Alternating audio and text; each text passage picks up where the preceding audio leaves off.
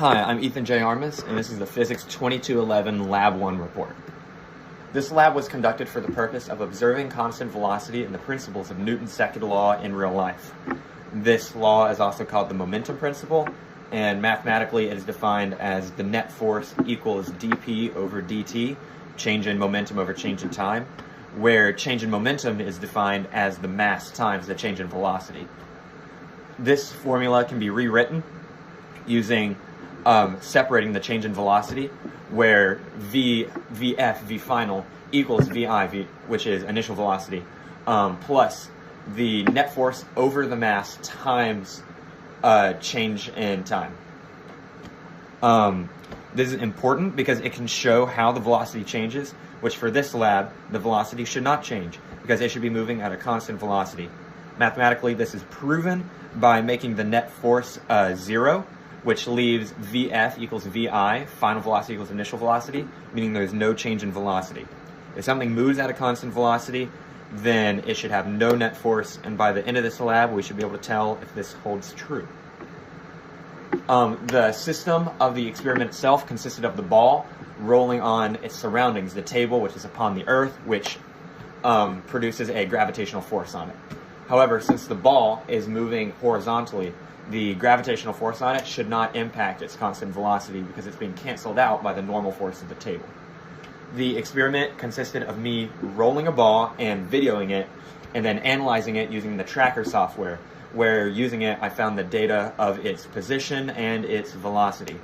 I then used that data and the provided starter code and altered it in order to create a digital model of the situation, of the experiment. The ball in my video it started off rolling and it rolled through the entire duration of the video. And in the code, I altered it to include the momentum principle and the average velocity formula rewritten. After completing the model and completing the experiment, I compared the data here in this graph, where the orange is the data from the digital model, and the blue is the data from the actual experiment. As you can see by the slope, it is a linear slope moving upwards constantly. So that means there is a constant velocity, no change in velocity over the period of time for which it traveled. The model data, the slope of it is slightly less than that of the actual data, and the possible sources of error could have been the friction on the table or the tracker reference error, because when you track each individual frame, the actual spot in which you click on the ball as it's rolling, that click could have varied up and down slightly. Also, there's the camera angle of the video. Tracker gave me some Y values, and rolling across the table, a flat table should give no change in vertical position. So since it gave very slight Y values, the camera angle might have skewed the data slightly. However, the model data and the actual data were very similar, and it does show that the ball was traveling with constant velocity. Here is a closer up look at the full model code that I used. The instructions say, they propose this what if question. Basically it's saying, what would have changed if I were to switch the reference point in tracker from a positive x direction to a negative x direction?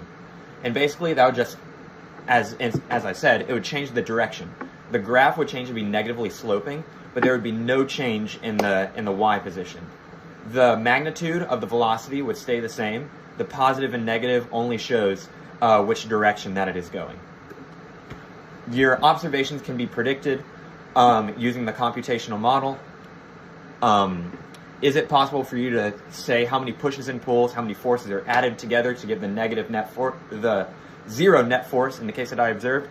Yes. There were no net forces acting on it when it rolled across the table. It rolled constantly, and it rolled for the entire duration. The only force acting on it was the force of gravity, which was canceled out by the normal force of the table pushing back up. So because it had a constant velocity, it had zero acceleration, and using the Newton's second law, mass times acceleration, 0 times mass equals 0 net force. This lab demonstrates the constant velocity, the momentum principle, and how constant velocity is maintained when there is no net force.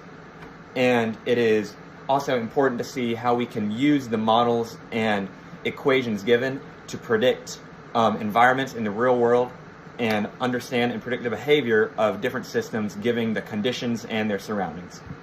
Thank you.